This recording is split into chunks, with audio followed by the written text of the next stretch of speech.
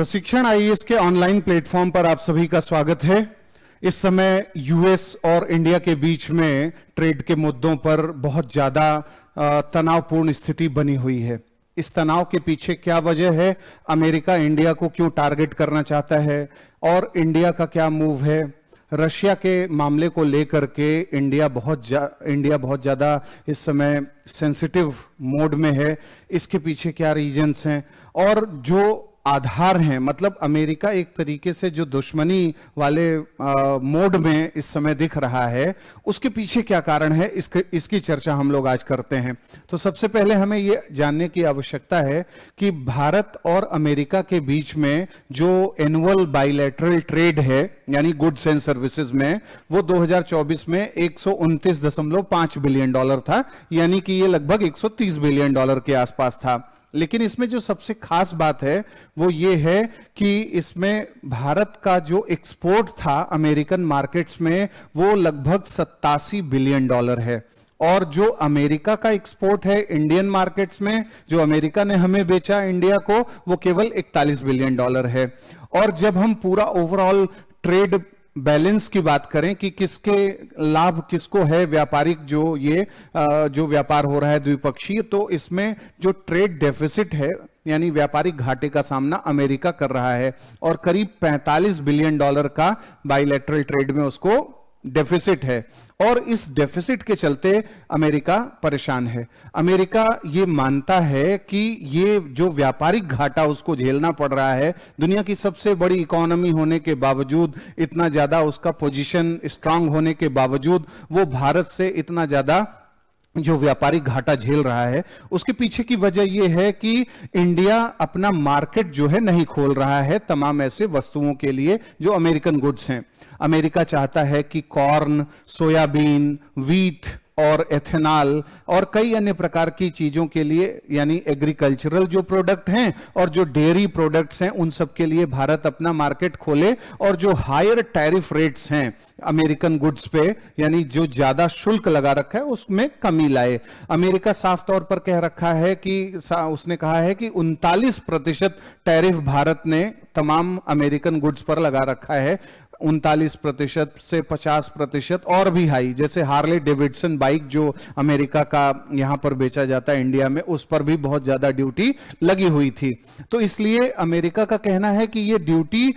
कम करे, क्योंकि भारत उन देशों में है जो सबसे ज्यादा अमेरिकन गुड्स पर जो है टैरिफ लगाता है, और ये बात अमेरिका को बिल्कुल पच नहीं रही है, डाइजेस्ट नहीं हो रही है, और इसलिए वो थोड़ा खुन्नस दिखाता है अपना कि कैसे हम कुछ भी कदम लेकर के जो ट्रेड डेफिसिट है उसको भरने की कोशिश करें। नॉनवेज मिल्क का अभी इशू आपने सुना होगा कि जो डेयरी प्रोडक्ट्स हैं अमेरिका के, उसके लिए भारत अपना मार्केट खोल दे, ये बात भी अमेरिका कह चुका है, लेकिन इंडिया उस पर अभी पूर्ण रूप से नेगोशिएशन करने के मूड में नहीं आ पाया था, इसलिए भी अमेरिका बहुत ज्यादा नेगेटिव जो है स्टैंड भारत के लिए लेने लगा। तो ये तो एक पहला डायमेंशन है कि भारत और अमेरिका के बीच में ही जो आपसी व्यापार है उसी में प्रॉब्लम है अमेरिका को, और उसको वो ठीक करना चाहता है, रेक्टिफाई करना चाहता है, लेकिन इंडिया ने अभी अमेरिका के मुताबिक काम नहीं किया है, इसलिए वो उसको टारगेट करने की कोशिश कर रहा था। दूसरी जो सबसे बड़ी बात यह है कि अमेरिका के साथ तो भारत जो कर रहा है व्यापार कर ही रहा है। अमेरिका को सबसे ज्यादा समस्या इस बात से है कि उसके शत्रु देश, यानी जो कैट्सा कानून है अमेरिका का, countering America's adversaries through sanctions act, उसके तहत उसने रूस को अपना शत्रु देश घोषित किया है, और उस शत्रु देश से भारत जो है ट्रेड कर रहा है। यानी ट्रेड जो अमेरिका का ट्रेड पार्टनर है वो कैसे अमेरिका के शत्रु देश से व्यापार कर सकता है, और ये बात जो है लंबे समय से अमेरिका कहता रहा है। उसकी अपेक्षा है भारत से कि रशिया से कोई भी व्यापार न करे, खासकर जो क्रूड ऑयल है उसे न खरीदे। इसके पीछे एक सबसे बड़ा आधार यह है कि बहुत से यूरोपीय देश या अमेरिका ये बात मानते हैं कि अगर भारत लगातार ज्यादा मात्रा में क्रूड ऑयल, कच्चा तेल, या जिसे हम अशोधित तेल बोलते हैं, पेट्रोलियम, वो खरीदेगा रशिया से, तो रशिया को ज्यादा पैसा देना पड़ेगा, और रशिया के पास इससे अगर ज्यादा पैसा आया तो वो इस पैसे को यूक्रेन के साथ जो युद्ध हो रहा है उसमें लगाएगा। यानी यूक्रेन के साथ जो रशिया का युद्ध है, अगर उसको सस्टेनेंस यानी उसकी निरंतरता बनाए रखनी है, तो उसमें भारत का ये जो इंपोर्ट है वो काम करता है, ऐसा अमेरिका का मानना है। और इसके साथ साथ चीन के ऊपर भी यही आरोप है कि चीन भी एनर्जी प्रोडक्ट बहुत ज्यादा मात्रा में मंगाता है, और उसके चलते रूस को इतना पैसा मिल जा रहा है कि वो यूक्रेन के साथ अपनी लड़ाई लंबे समय तक जारी रख पा रहा है, जो कि अमेरिका और यूरोपीय देश बिल्कुल नहीं चाहते कि ऐसा हो जाए। अब यहां पर हमें यह जानने की भी जरूरत है कि जब प्री पैंडेमिक स्टेज था, यानी कोविड आया नहीं था, उस समय जो भारत और रूस के बीच में एनुअल बायलैटरल ट्रेड था वो लगभग 9 बिलियन डॉलर के आसपास था। लेकिन अभी 2024 तक आते आते, यानी 2025 का हम पूरा आंकड़ा 24-25 का देखें, तो लगभग 68.5 बिलियन डॉलर का जो है बायलैटरल ट्रेड है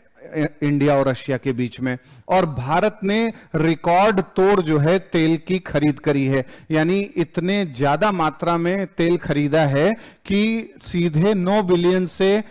70 बिलियन के आसपास पहुंच गया भारत का जो द्विपक्षीय व्यापार है रशिया के साथ। और रशिया से हमने क्या क्या मंगाया जिससे वो ज्यादा चढ़ रहा है? रशिया से हमने क्रूड ऑयल मंगाया, रशिया से हमने मिनरल ऑयल मंगाया, रशिया से हमने मिनरल फ्यूल मंगाया, मिनरल वैक्सेस मंगाए, फर्टिलाइजर्स मंगाया, मशीनरी मंगाई, वुड रिलेटेड जो प्रोडक्ट्स हैं उसको मंगाया। और ये सब के चलते हमें ज्यादा पैसा रशिया को जो देना पड़ा, उससे अमेरिका को बहुत ज्यादा दिक्कत है। और अमेरिका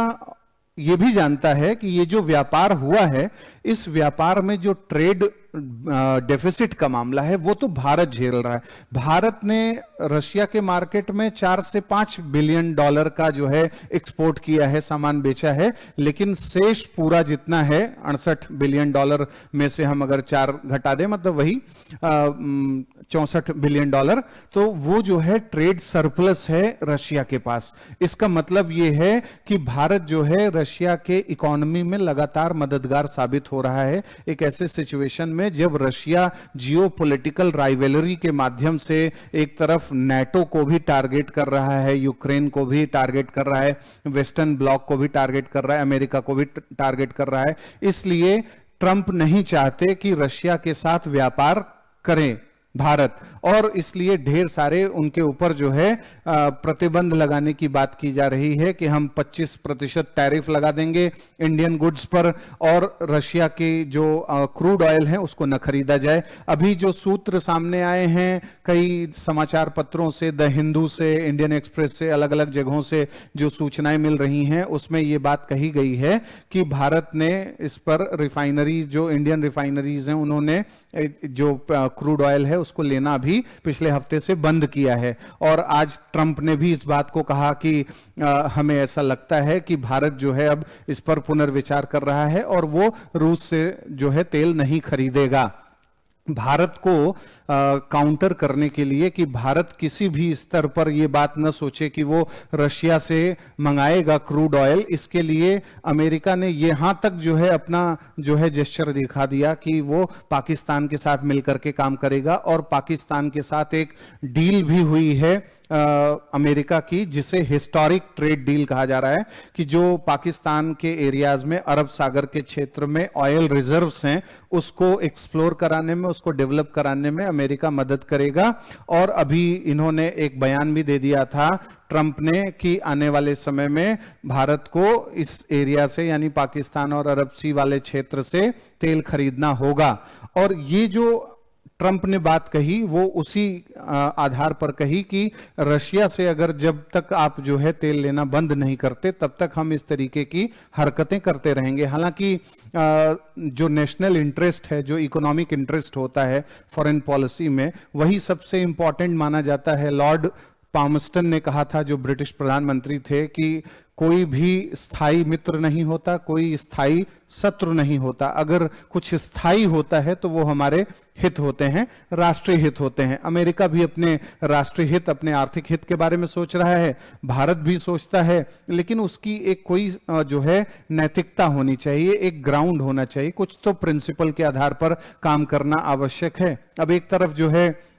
भारत और अमेरिका के बीच में ढेर सारे एग्रीमेंट्स हैं, स्ट्रेटेजिक पार्टनरशिप है, न्यूक्लियर कोऑपरेशन है, डिफेंस पार्टनरशिप है, स्पेस कोलैबोरेशंस हैं, जो हाई टेक्नोलॉजी ट्रेड है, इन सब को लेकर के चीजें हैं। लेकिन उसके बावजूद जो है इस तरीके की चीजें लगातार देखी जाती हैं, जो ये शो करता है कि अमेरिका किसी न किसी रूप में इंडिया जैसे देश को, जिसके पास पोटेंशियल है, जिसके पास क्षमता है कि वो आगे थर्ड लार्जेस्ट इकोनॉमी बन सकता है, या एक दिन यूएनएससी में परमानेंट मेंबर बन जाएगा और एनएसजी या एपेक जैसे संगठनों का भी सदस्य बन जाएगा। ऐसी स्थिति में अमेरिका का जो वर्चस्व है, अमेरिका की जो मोनोपोली है, उस पर कुछ तो डेंट लगेगा। इसलिए बहुत ज्यादा खुल करके भी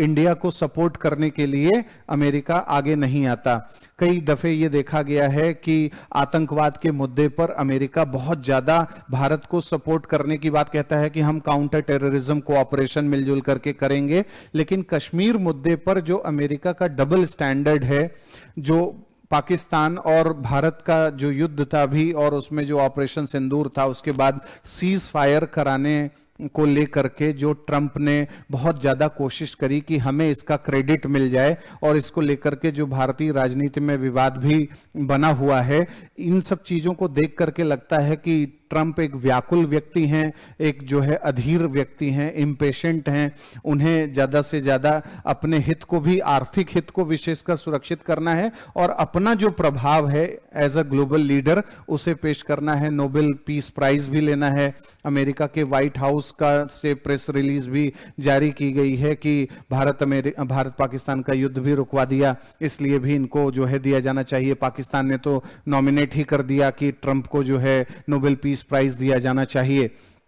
तो ये पूरा घटनाक्रम यही बताता है कि किस तरीके से आज अमेरिका ढेर सारी समस्याओं से घिरा हुआ है। उसका जो ताज था, तख्तो ताज, कि वो एक यूनिपोलर वर्ल्ड ऑर्डर में सब उसकी सुनते थे, उसकी दादागिरी पूरी चलती थी, उसमें डेंट लग चुका है, और उसको कई प्रकार के शक्ति ध्रुव दिख रहे हैं। उसे चीन भी एक कॉम्पिटिटर दिख रहा है, उसे रशिया भी दिख रहा है, उसे भारत भी दिख रहा है। खासकर जो ब्रिक्स देश हैं, जिनके पास क्षमता है, जिनके पास बाजार है, जिनके पास पॉपुलेशन है, जिनके पास मैन्युफैक्चरिंग स्किल्स हैं, और वो अपने इस दम पर आगे और बढ़ सकते हैं, वहां अमेरिका को अब एक इनसिक्योरिटी महसूस हो रही है, जिसके चलते ट्रंप इस तरीके की कार्यवाही कर रहे हैं। और ट्रंप की इस कार्यवाही के साथ साथ अगर इंडिया को उसे काउंटर करना है तो बहुत ही जागरूकता, सतर्कता के साथ काउंटर किया जा सकता है। ऐसा नहीं है कि कोई सुपर पावर है और उसे हम सधे रूप में जवाब नहीं दे सकते, या उसके अगेंस्ट में कोई कार्यवाही नहीं कर सकते। हम लड़ने नहीं जा रहे हैं अमेरिका से, लेकिन हम अपने हितों को जब बहुत अच्छे तरीके से प्रोजेक्ट करेंगे अमेरिका के सामने, जैसा कि हम पहले कर भी चुके हैं, तो अमेरिका को भी इस बात को समझ में आएगा कि नहीं, किसी के हित को मारने के लिए और अपने हितों को ही आगे रखने के लिए काम नहीं किया जाता। और फिर ट्रंप का जो स्टैंड है वो थोड़ा लिबरल पड़ सकता है, लेकिन अगर केवल लिबरल इंडिया बना रहेगा, कुछ भी नहीं इस मामले में कहेगा कि हाँ ठीक है जो ट्रंप कर रहे हैं, तब स्थिति खराब हो जाएगी और भारत की पोजीशन वीक हो जाएगी। भारत को ये बात समझाना होगा, बताना होगा कि हमारे अपने नेशनल इंटरेस्ट हैं, हमारे अपने डिफेंस रिक्वायरमेंट्स हैं, हमारे बगल में पाकिस्तान और चाइना जैसे देश बैठे हुए हैं। तो ऐसी स्थिति में हमें रशिया के साथ तो डिफेंस जो है डील करनी ही होगी, हमें जरूरत है वहां से। अमेरिका कहता है उससे मत करो, हमसे ले लो। आपके पास अगर बहुत ज्यादा महत्वपूर्ण चीजें हैं जो हमारी रिक्वायरमेंट है तो हम ले सकते हैं, लेकिन हम रशिया के साथ ऐसे रिलेशन तो नहीं तोड़ सकते। रशिया ने हमें बहुत अवसरों पर अनकंडीशनल सपोर्ट किया है और रशिया की ताकत से इनकार नहीं किया जा सकता। एक सुपर पावर रहा है, धीरे धीरे और अपने पावर को वो मजबूत कर सकता है, आने वाले समय में भारत के लिए और ज्यादा बड़े सहयोगी के रूप में उभर सकता है। इसलिए भारत को बहुत विशेष ध्यान दे करके ट्रंप को इस अलग अलग लेवल पे इस बात को कन्वे करना होगा, थोड़ा एग्रेसिवनेस के साथ भी, ताकि ट्रंप को इस बात का मैसेज मिल जाए कि किसी भी देश के हितों से खिलवाड़ करने पर वो देश कम से कम जवाब तो दे ही सकता है कि हाँ ये बातें हैं। अब ट्रंप हर समय नहीं रहेंगे, ऐसा नहीं है कि भारत इस बात को सोचे कि ट्रंप जो है सब कुछ बर्बाद कर देंगे, इंडियन इकोनॉमी खराब हो जाएगी, सब कुछ हो जाएगा। भारत को समझना होगा कि ट्रंप का एक निश्चित समय है, लेकिन यह है कि हमें अपना काम भी नहीं बिगाड़ना है और उसके साथ साथ जो है अपने हितों को भी प्रोटेक्ट करके ये दिखा देना है कि हमारी अपनी एक ग्लोबल इमेज, हमारी अपनी एक सॉवरेनिटी, हमारा अपना एक टेरिटोरियल इंटीग्रिटी की चीजें हैं। और जब भारत ये दिखाएगा तो उसे पॉजिटिव परिणाम जरूर मिलेगा। तो उम्मीद है कि आपको ये सब डायमेंशंस जो है सार्थक लगे होंगे। अगर आपका कुछ विचार है इस मुद्दे पर तो आप हमें कमेंट बॉक्स में बता सकते हैं। अगले कार्यक्रम में फिर मिलेंगे। नमस्कार।